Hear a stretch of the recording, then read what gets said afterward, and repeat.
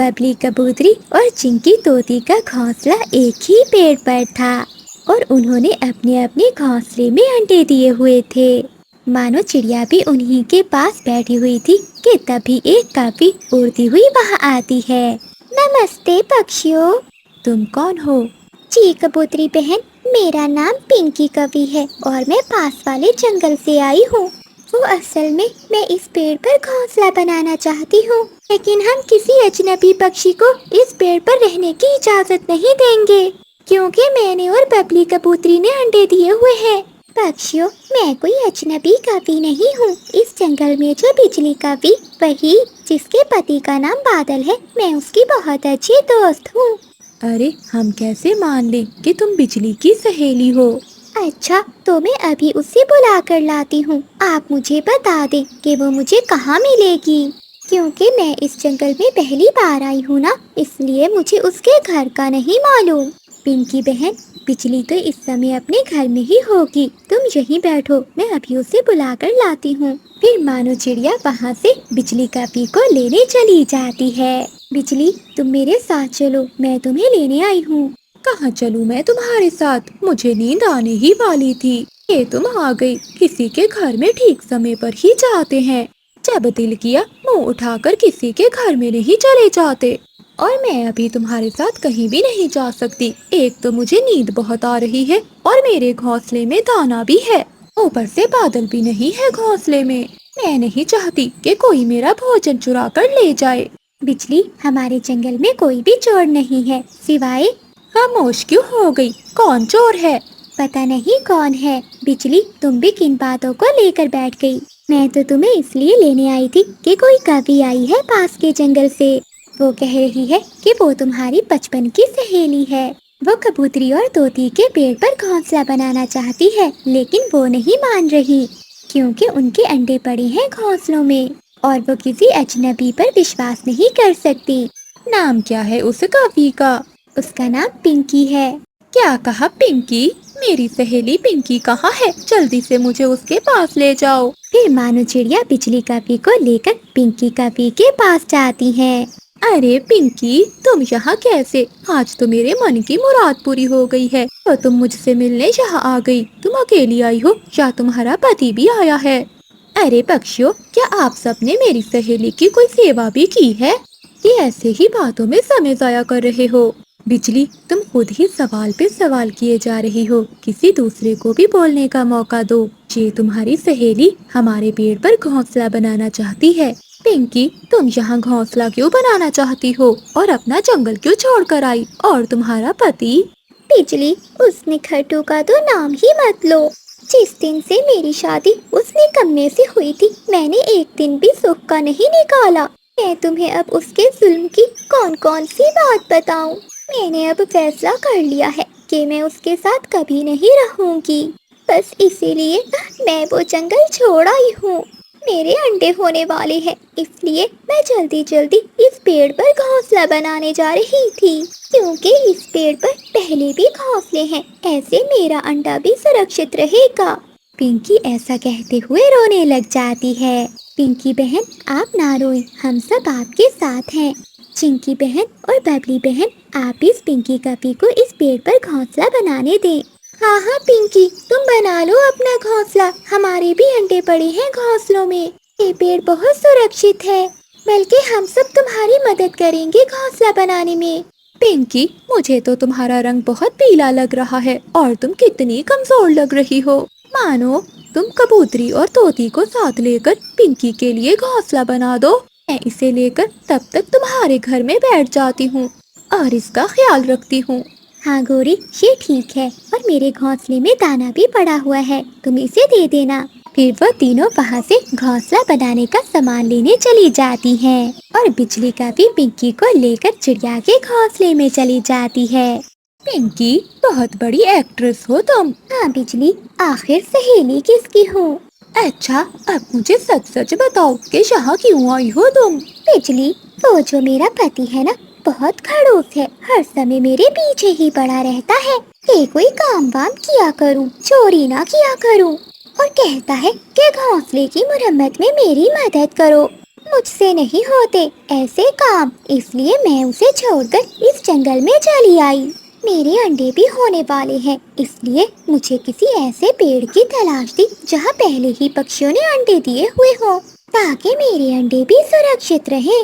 वैसे बिजली, तुम्हारे जंगल के पक्षी हैं बहुत भोले, कैसे मेरी बातों में आ गए। वैसे तुम्हारी तो बहुत मौजें होंगी इस जंगल में। हाँ पिंकी, मेरी बड़ी मौजें हैं। अब तो मुझे इस बात की बहुत बड़ी खुशी है कि तुम भी आ गई हो इस जंगल में। अब मिलकर बुद्धू बनाएंगे इन पक्षियों को। ऐसा कहते हुए वो जोर जोर से हंसती है। दूसरी ओर वो तीनों मिलकर कभी के लिए बहुत सुंदर और मजबूत घोंसला बना देती हैं। पिंकी, हमने तुम्हारा घोंसला बना दिया है, अब तुम अपने घोंसले में जा सकती हो। फिर पिंकी कभी तुरंत अपने घोंसले में चली जाती है। रात हो जाती है और सभी पक्षी अपने अपने घोंसलों में सो जाते हैं। अगली सुबह पिंकी कभी एक अंडा देती है और बिजली कभी मुंह अंधेरे ही कभी से मिलने आ जाती है। पिंकी, अब तुम्हें अपने अंडे पर ज्यादा बैठना होगा। बिजली, लेकिन मैं इतना नहीं बैठ सकती, मुझे तो घूमने फिरने में ही मजा आता है। आज तो तुम देखो कि बादल भी आ रहे हैं, देखना आज बारिश जरूर होगी। हम दोनों खूब नहाएंगे बारिश में। ये तोती और कबूतरी कहाँ गई हैं? वो दोनों दाने की खोज में गई हैं और मुझसे कहकर गई हैं कि उनके अंडे की भी रक्षा करूं। वो मेरे लिए दाना ले आएंगी। वो ऐसे बातें कर ही रही थी कि तेज बारिश शुरू हो जाती है। बिजली, मेरी प्यारी सहेली, अब तुम ही बताओ कि अब हम क्या करें। इतनी अच्छी बारिश में मैं भला कैसे घोंसले में बैठ सकती हूँ। अब मैं इस अंडे पर कैसे बैठूं? तुम्हारा दिमाग तो बहुत शातिर है, प्लीज कोई उपाय बताओ ना। अच्छा पिंकी, तुम ऐसा करो, अपना अंडा पानी में फेंक दो। कुछ शर्म करो गौरी, ये मैं कैसे कर सकती हूँ? पहले मेरी पूरी बात तो सुन लो। हम ऐसा करते हैं, तुम्हारा अंडा तोती और कबूतरी का अंडा भी पानी में फेंक देते हैं और तुम्हारे अंडे पर निशान लगा देते हैं। इससे पता रहेगा कि तुम्हारा अंडा कौन सा है। और फिर बिजली कभी अपना सारा प्लान पिंकी कभी को बता देती है, जिसे सुनकर पिंकी कभी भी बहुत खुश होती है। फिर वो जल्दी से तीनों अंडे नीचे पानी में रख देती है और फिर वहाँ से चली जाती है। तोती और कबूतरी जब वापिस आती है तो अपने अंडों को नीचे पड़ा देखकर बहुत हैरान होती है। अपनी बहन, ये हमारे अंडे कैसे नीचे गिर गए? कोई हवा तो नहीं चल रही, बस बारिश ही तो हो रही है। और ये पिंकी कहाँ चली गई है? कबूतरी भी बहुत परेशान थी। तभी बिजली कभी और पिंकी कभी भी आ जाती है। हाय हाय, ये हमारे अंडे नीचे कैसे गिर गए? पिंकी, तुम कहाँ चली गई थी? कबूतरी बहन, मेरा मन बहुत घबरा रहा था, इसलिए मैं बिजली को लेने चली गई। उनकी आवाज़ें सुनकर मानो चिड़िया भी वहाँ आ जाती है। फिर चिंकी तोती सारी बात चिड़िया को बताती है। अब हमें कैसे पता चलेगा कि कौन सा अंडा किस पक्षी का है? चिड़िया बहन, मुझे तो कुछ भी समझ नहीं आ रहा। पक्षियों, मेरे पास एक उपाय है। आप ऐसा करें, तीनों एक एक अंडे रख लें। बाद में जिस जिस अंडे से बच्चा निकलेगा वो अपना अपना बच्चा ले लेगा। वैसे बिजली ने बात ठीक ही की है। चलो पिंकी, पहले तुम एक अंडा उठा लो। जब पिंकी कभी अंडों के पास जाती है तो वहाँ कोई भी निशान वाला अंडा नहीं था। जल्दी करो पिंकी, अंडा उठा लो, ज्यादा देर अंडे पानी में नहीं रख सकते। फिर पिंकी एक अंडा उठाकर अपने घोंसले में चली जाती है। फिर तोती और कबूतरी भी अंडा उठाकर अपने अपने घोंसलों में चली जाती हैं। बिजली, वहाँ तो कोई भी अंडों पर निशान नहीं था। लगता है बारिश के पानी से निशान धुल गया था। मुझे तो डर है कहीं ये मेरा ही अंडा ना हो। पिंकी, एक तो तुम वहम बहुत करती हो, ऐसा नहीं है। चलो मेरे साथ, चलो हम घूमने चलती हैं। फिर पिंकी कभी बिजली कभी के साथ घूमने चली जाती है। ऐसे ही कुछ दिन बीत जाते हैं। एक दिन तोती के अंडे से बच्चा बाहर आता है। तोती बहुत खुश होती है क्योंकि उस अंडे में उसका अपना ही बच्चा था। बिजली, कहीं ऐसा ना हो कि कबूतरी के पास भी उसका ही अंडा हो। मैं तो इस अंडे पर एक दिन भी नहीं बैठी। पिंकी, तुम ऐसे ही परेशान हो रही हो। मुझे पूरा विश्वास है कि कबूतरी के पास तुम्हारा ही अंडा है। अगले दिन कबूतरी का अंडा भी फूट जाता है और उसमें से कबूतरी का बच्चा ही बाहर आता है। अब तो पिंकी के पसीने छूट गए थे क्योंकि वो तो एक दिन भी अंडे पर नहीं बैठी थी। उसे पूरा विश्वास था कि उसका अंडा खराब हो चुका है। वैसे पिंकी, ये तो कोई चमत्कार ही हुआ है। और मुझे मेरे किए की सजा मिली है। ऐसे रोते हुए पिंकी कभी वापस अपने जंगल चली जाती है। बादल जी, बाहर तो जोरों की बारिश हो रही है। अब क्या करेंगे? मेरा तो भूख से बुरा हाल है। बिजली, तुम जाओ और बबली कबूतरी से 2 दाने ही ले आओ। बादल जी, मैंने कल ही उस गंदी आंखों वाले से लड़ाई की थी। मुझे नहीं विश्वास कि वो मुझे आज दाना देंगे। बिजली, अगर वो दाना नहीं देंगे तो मैं चिड़िया से मांग लाऊंगा। एक बार तुम जाकर तो देखो। फिर बिजली कभी अपना छाता उठाती है और बबली कबूतरी के घर जाती है। बिजली कभी दरवाजे पर दस्तक देती है। कौन कौन है बाहर? बबली बहन, मैं हूँ, तुम्हारी बहन बिजली। रुको बबली, मैं चाहता हूँ। कल तो इसने मुझसे लड़ाई की थी, तो आज ये यहाँ क्या करने आई है? फिर कबूतर दरवाजा खोलता है। बताओ कभी, क्या काम है? कबूतर भैया, मेरे पेट में दर्द हो रहा है भूख से। और बस बस, चलो भागो यहाँ से। मेरे पास दाना नहीं है जो ऐसे मौसम में मैं तुम्हें दाना दूं। कल तो मुझसे लड़ाई की थी, तो आज यहाँ क्या करने आ गई? चल भाग यहाँ से। ऐसा कहते हुए कबूतर दरवाजा बंद कर लेता है। गंदी आंखों वाला मोटा कबूतर, अगर दाना नहीं देना तो पूरी बात तो सुन लो। जाओ जाओ, सुन ली तेरी बात, बेकारी कभी कहीं की। गुस्से में बिजली कभी वापिस चली जाती है। क्या बना बिजली? क्या दाना दे दिया कबूतर ने? अंधे हो क्या? अगर दाना होता तो मेरे पास होता। मैंने कौन सा खा लिया है? उस गंदी आंखों वाले ने बहुत बेइज्जती की है मेरी। तो ठीक है बिजली, मैं चिड़िया के पास जाता हूँ। फिर बादल कव्वा अपने घर से निकलता है और वो चिड़िया के घर जाता है। वो घर के दरवाजे पर दस्तक देता है। एक तो मेरा घर टपक रहा है और ये कौन आ गया ऊपर से? तभी चिड़िया दरवाजा खोलती है। हाँ कव्वे, बताओ क्या हुआ? मैं पहले ही बहुत परेशान हूँ।